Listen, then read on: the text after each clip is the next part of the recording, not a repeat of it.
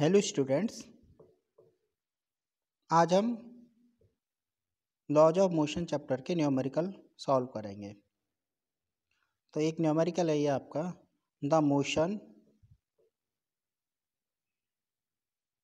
Of a particle of mass m is described by y equal to ut plus half gt square.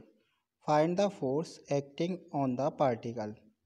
Now given y equal to ut plus half gt square, now calculate first velocity of the particle. So that velocity of particle v equal to dy upon dt. तो d upon D T Y की वैल्यू put की हमने ut plus half G T square. अब हम इसका क्या है डिफरेंशियल कर देंगे। तो हम क्या है t का जो डिफरेंशियल है आपका 1 हो जाएगा। तो ये आपका u प्लस इसका आपका टी स्क्वेयर का जो डिफरेंशियल आपका 2t आएगा। तो 2 से 2 आपका ये कैंसिल हो जाएगा तो gt हो जाएगा। तो v equal to U plus G T. अब हम क्या एक्सेलेरेशन फाइंड कर लेंगे। तो एक्सेलेरेशन a इक्वल टू होता है आपका D B upon D T. तो d upon D T V की वैल्यू हो गई u प्लस जी टी। तो u आपका विद रेस्पेक्ट टू टाइम आपका कांस्टेंट है, क्योंकि जो डिफरेंशियल है हम कर रहे हैं विद रेस्पेक्ट टू टाइम। तो आपका ये कांस्टेंट का जो डिफरेंशियल है वो 0 हो जाएगा और इस t का आपका 1 हो गया। तो 1 का g में मल्टीप्लाई करेंगे तो g आ गया। तो आपका एक्सेलेरेशन a इक्वल टू आ जाएगा g। तो force F equal to m into a, और a की वैल्यू आपकी आई है g। तो F equal to M ji.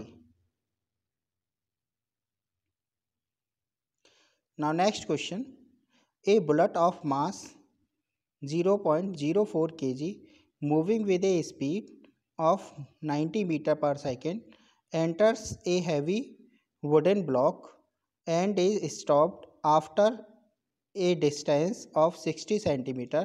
What is the average resistive force exerted by the block on the bullet? तो यहाँ पे हमें इस क्वेश्चन में दे रखा है कि एक बुलेट दे रखी है जिसका मास आपका 0.04 kg है और 90 मीटर पर सेकंड की स्पीड से एक वुडन ब्लॉक में आपकी टकराती है। टकराने के बाद में ये आपकी क्या है 60 सेंटीमीटर जा कर के आपकी क्या है रुक जाती है। तो फोर्स निकालना है कि बुलेट ने ब्लॉक पर कितना फोर्स लगाया। तो हमें यहाँ पर गिवन में दे रखा है, मास दे रखा है बुलेट का 0.04 kg और बुलेट की जो इनिशियल जो स्पीड है वो आपका 90 मीटर पर सेकंड हो जाएगी। बाद में जब आपकी बुलेट वुडन ब्लॉक में टकराती है तो वो क्या हो जाती है स्टॉप हो जाती है। तो फाइनल वेलोसिटी क्या होगी 0।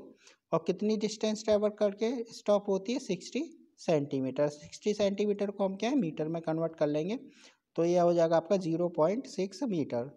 तो from the third equation of motion V square equal to U square plus 2as। V की वैल्यू पुट करेंगे 0, 0 का स्क्वायर करेंगे तो 0 ही आ जाएगा। u की वैल्यू आपकी 90 है तो 90 का square plus 2a into S की वैल्यू 0.6। तो 90 का स्क्वायर किया तो ये आ जाएगा आपका 8100 प्लस 1.2a। तो 1.2a equal to minus 8100। So that acceleration a equal to minus 8100 upon 1.2। तो माइनस यहाँ पे आपका एक पॉइंट है, पॉइंट की हमने एक पर एक जीरो बढ़ा दिया तो ये हो जाएगा आपका 81,000 अपॉन 12। तो 12 का डिवाइड कर देंगे 81,000 में तो ये आ जाएगा आपका माइनस 6,750 मीटर पर सेकेंड स्क्वायर। तो ये आपका क्या निकल आया एक्सेलरेशन। अब हमें फोर्स निकालना है। तो फोर्स F इक्वल टू होता है आपका m इंटू ए। तो यहाँ पे m मास रख दिया हमने बुलेट का 0.04 इंटू एक्सेलेरेशन अभी हमने निकाला था माइनस 6,750।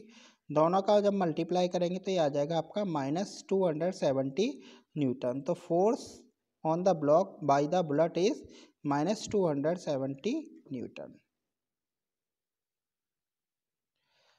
नेक्स्ट क्वेश्चन है आपका, a batsman hits back a ball straight in the direction of the bowler without changing its initial speed of 12 meter per second. If the mass of the ball is 0.15 kg, determine the impulse imparted to the ball. Assume linear motion of the ball. यानी ball आपकी क्या है, assume करनी है कि linear motion कर रही है।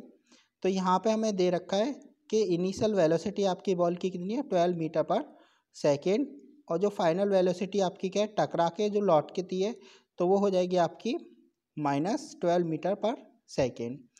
और मास दे रखा है हमें बॉल का 0.15 kg। इम्पल्स हमें क्या फाइंड करना है, तो इम्पल्स इक्वल टू होता है आपका चेंज इन लीनियर मोमेंटम, यानी फाइनल मोमेंटम से हम क्या इनिशियल मोमेंटम माइनस कर देंगे तो हमें क्या निकल आ जाएगा इम्पल्स।